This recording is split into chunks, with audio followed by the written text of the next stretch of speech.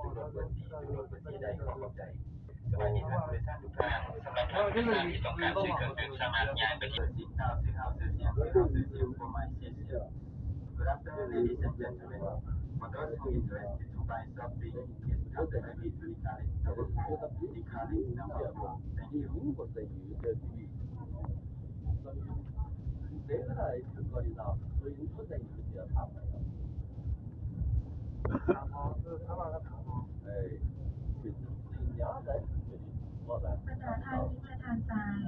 ยินดีต้อนรับประธานผู้โดยสารขึ้นนั่งรถไฟ EMU พนักงานซื้อรถไฟขอแจ้งให้ทางทราบว่าการสูบยาภายในรถไฟเป็นภัยระบบแจ้งเตือนอัคคีภัยของขบวนรถดับเพลิงเป็นภัยขบวนรถไฟทุกความไวหรืออาจจะมีภัยยุคการเดินทางแบบฉุกเฉินซึ่งจะเป็นผลกระทบต่อความปลอดภัยของทุกท่านห้ามเอาให้สูบยาอยู่ในขบวนรถ EMU ขอให้ท่านผู้โดยสารมีความพร้อมด้วยของเข้าใจ欢迎乘坐车服列车旅行，列车乘务先会触发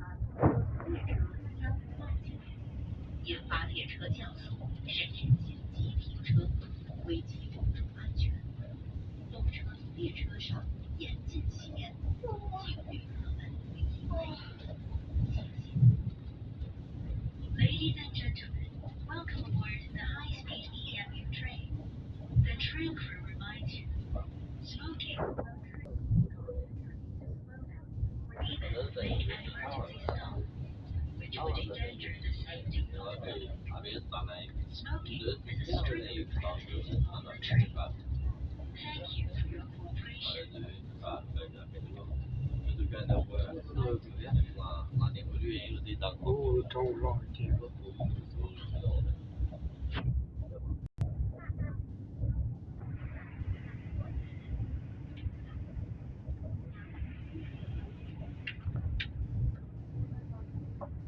要去医院，要个去医院的活啊，老活啊，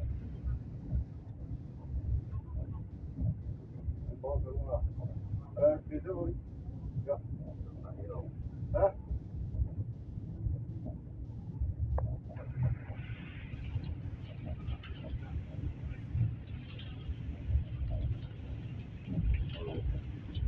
从这日本呐，他也危险了。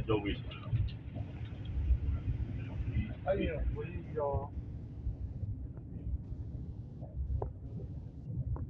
啊，要不然就。我讲一下。